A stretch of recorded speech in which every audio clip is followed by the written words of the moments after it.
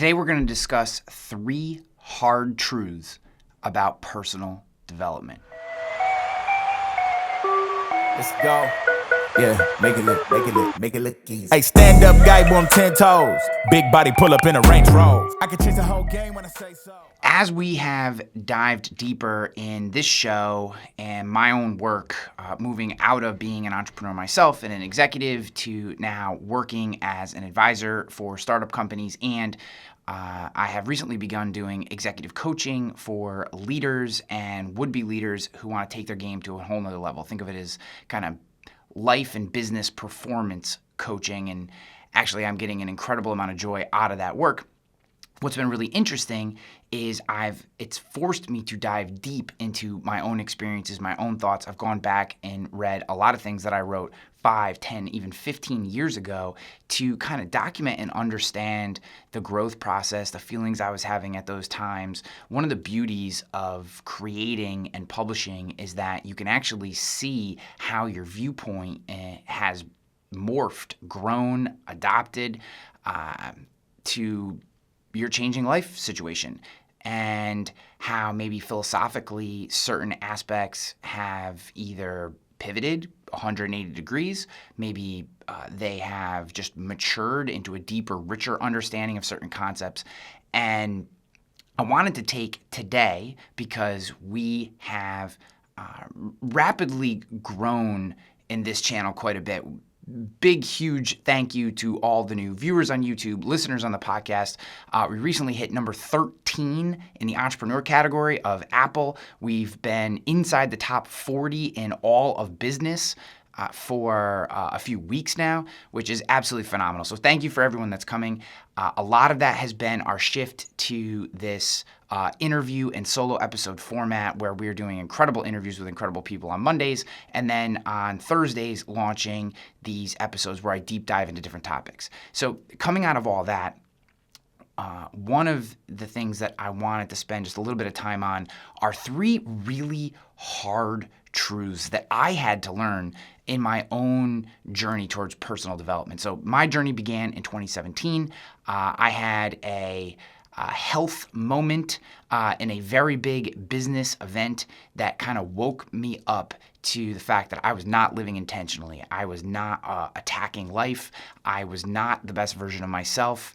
I was overweight. I had foggy brain. I was constantly distracted. I did not communicate as well as I would like. I did not perform as well as like. I didn't have the longevity or stamina to work through hard problems. I would get through a few hours of intensive thought or in a meeting and need to take breaks. It just was not a place that I loved being. So I rapidly, first by focusing on my health and then diving deep into the mental side, have developed a lot of the lessons that I talk about here on this show, things to discuss with various guests, and then obviously what I'm deploying in my work as an advisor and executive coach. That is all born out of real life beats. Like, this isn't stuff that I read in books and then just regurgitate to you, although I do read a ton of books and think we all should. These lessons come out of the real beats of my life. And I hope that you take these 3 hard truths for exactly what they are. Not a hand slap or chastising or trying to pontificate or say that somehow I know something you don't or that I'm better. I don't mean that in any regard if it comes off that way. These are really hard beats that I had to work through and now hold as reality. And I don't think I make these mistakes, certainly not as often as I used to, although we always find ourselves falling back into old traps, old habits. But now being aware of them and having the knowledge, skills, and resources coupled with experience, I feel very confident in sharing these with you, sharing some of the core ideas that help me crack these ideas in my head and ultimately move past them. So what are those 3 hard truths? Hard truth number 1, when it comes to personal development, your feelings do not matter. Your feelings don't matter. If you want to mature, grow, if you want to become a success in whatever it is that you choose to do, if you want to feel, even if you don't get the results, that you are operating at your absolute best, you have to disregard your feelings. They are nothing more than data points. You are not your feelings. You are not your emotions. The absolute best book that I have read on this particular topic is The Untethered Soul by Michael Singer. And he has this tremendous quote in there. There is nothing more important to true growth than realizing that you are not the voice in your mind. You are the one that hears it. Think about that. When you're having these feelings of fear, of the insecurity, of selfishness, of egotism, these things are just data points. And we need to think of them as data points. We need to detach from the idea that our feelings and our emotions are who we are. They are not. They are signals being sent to us. And unfortunately, because we are not trained on these things as children, very few people talk about these things, and only in obscure YouTube videos and from crazy people like myself who are interested in these things do we actually, as adults, start to learn that all these signals that are being sent to us, they're not who we really are. That fear, that anxiety, that stress, these are just data points. It doesn't mean that we shouldn't acknowledge them. It just means we need to detach from those feelings as being who we are. You want something, you're gonna feel fear. If you associate yourself as that fear, then it hinders you from moving forward. Instead, you take that fear as a data point and you go, this might actually be something worth my time because my body and my mind are sending me fear signals, meaning this is going to be a challenge. It's going to be tough.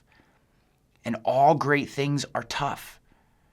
So we need, first and foremost, to detach from our feelings. They are not who we are. You're going to have them, but they are not who we are. Marcus Aurelius has a tremendous quote, the Roman emperor who was alive around the time of Jesus.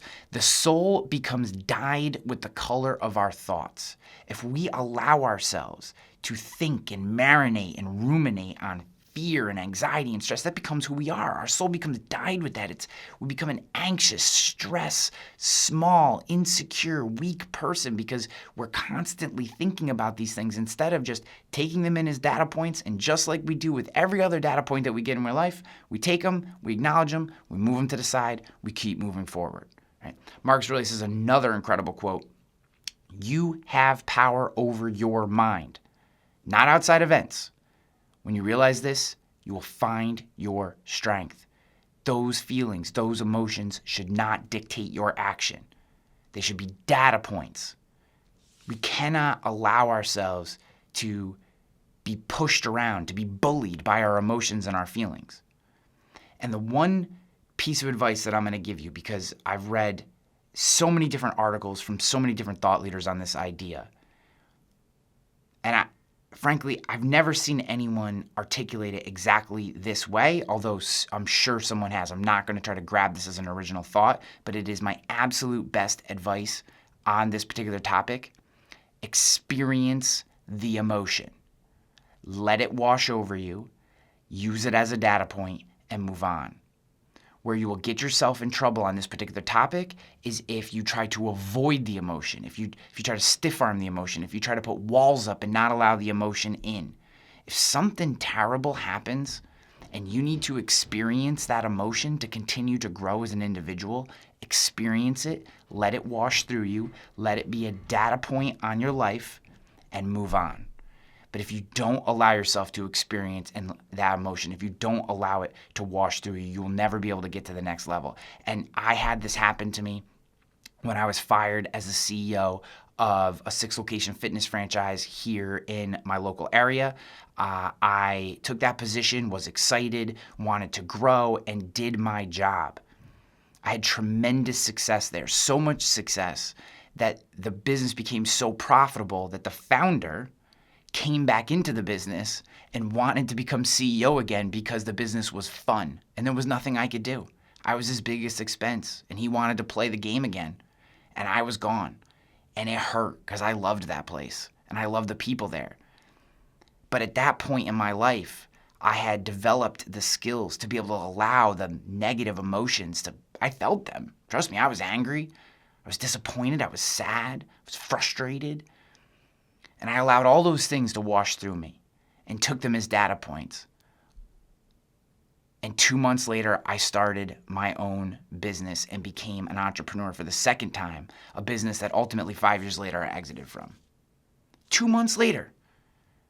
If I didn't allow those feelings to wash through me, if I didn't take them as simply data points, if I allowed my sense of frustration and fear of what I was going to do next to take hold and to, as Marcus Aurelius says, die my soul, I could have never gotten to that next level. I would have never taken action so soon and would have never built a business that is a defining moment in my career as an entrepreneur. So your feelings are not you, and they do not matter other than as data points. Boom. Okay, hard truth number 1. Hard truth number 2, right? Hard truth number 2, everything inside you is going to fight you during this process, right? So those emotions, those feelings that you need to disregard and detach from, every bit of you is going to fight. Now, Stephen Pressfield calls this the resistance, right? And he's got some great quotes. The resistance, and this is from his book, The War of Art, although he does bring it up in some of his other work. The resistance is not a peripheral opponent. The resistance arises from within. It is self-generated and self-perpetuated. Resistance is the enemy within. Your body is going to fight you from doing great things. Your mind is going to fight you from doing great things because great things put us at risk. They put our status at risk. They put our physical body at risk. They put our relationships at risk. They put our place, our routine. They put it at risk, and therefore our body and our mind are going to scream and fight.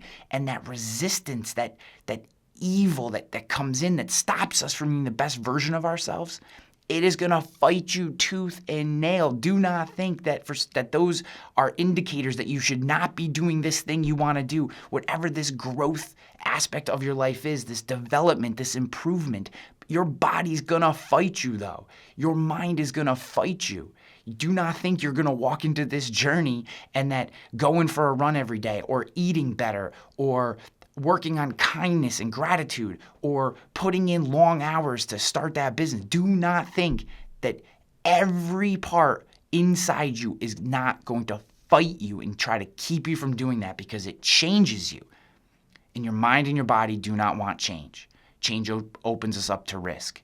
And this resistance, whether you believe it in the ethereal way that Stephen Pressfield talks about it or just simply that this is going to happen, it's real and it's there. Stephen Pressfield's got another great quote on the resistance. Resistance will tell you anything to keep you from doing your work. If you take the resistance at its word, you deserve everything you get. Meaning, if you allow the resistance, if you allow that negativity, if you allow that fight inside you, that evilness, that resistance, if you allow it to keep you from doing the thing, then you get exactly what you deserve, which is nothing.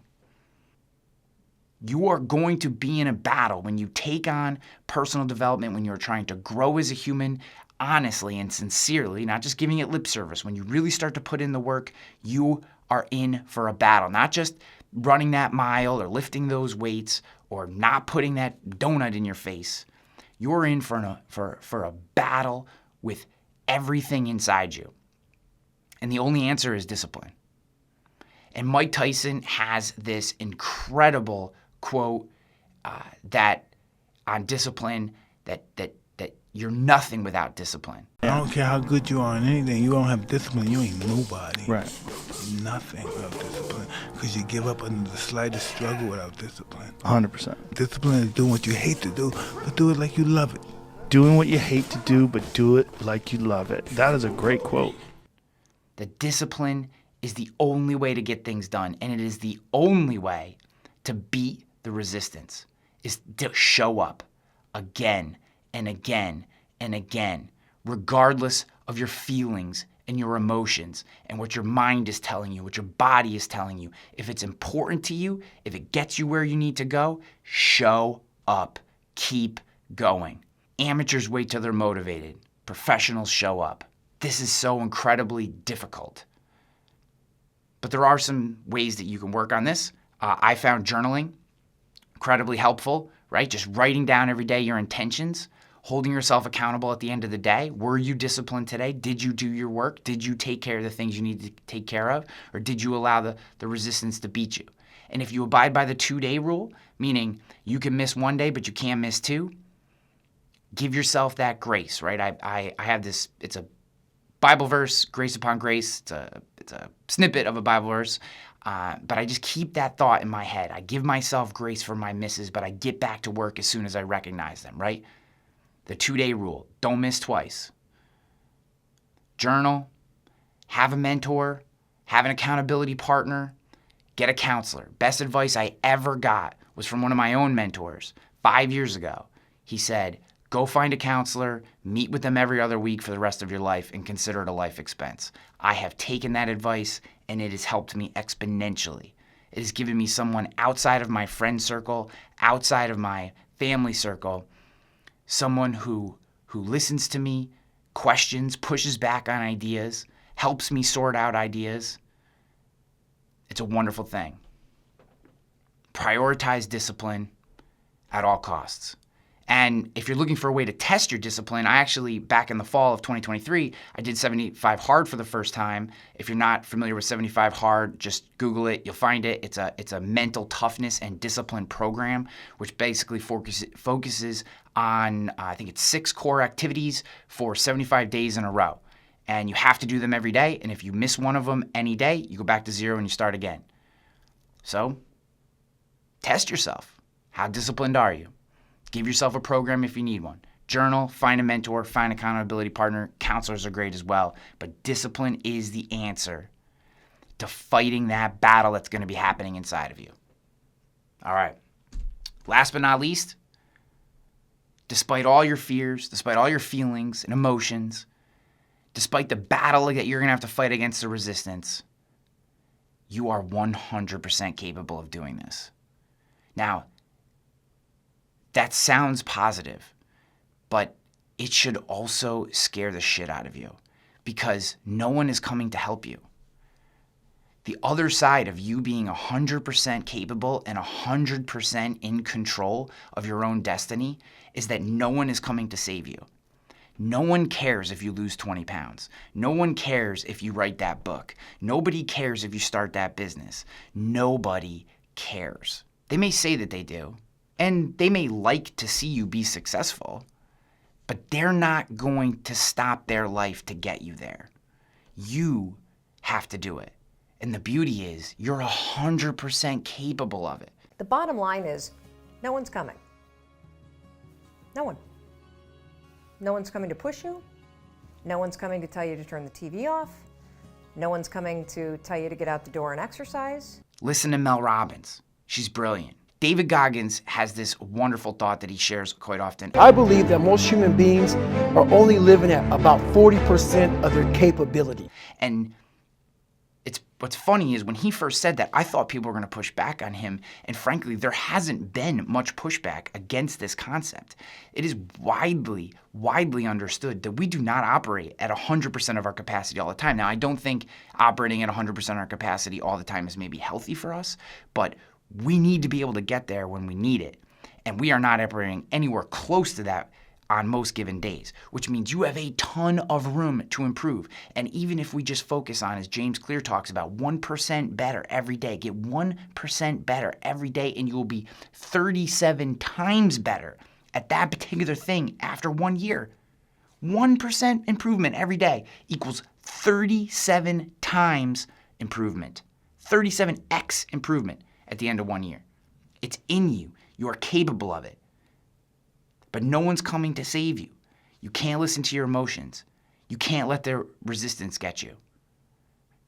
You have to own it and be disciplined.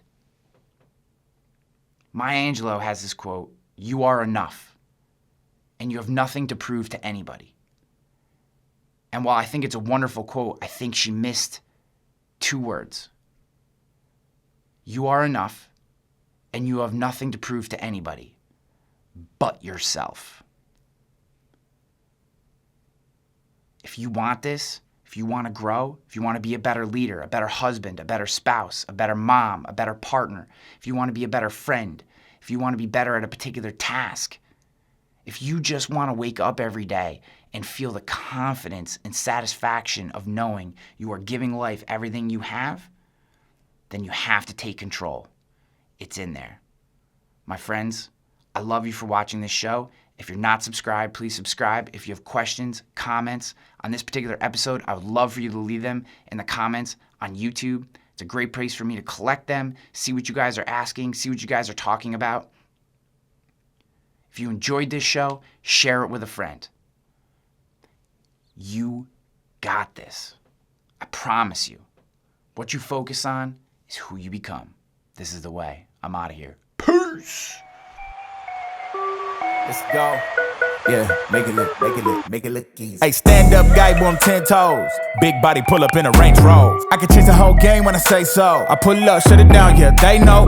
Running this game ain't a thing for me. I never switched up, no change in me. The only thing changing this season.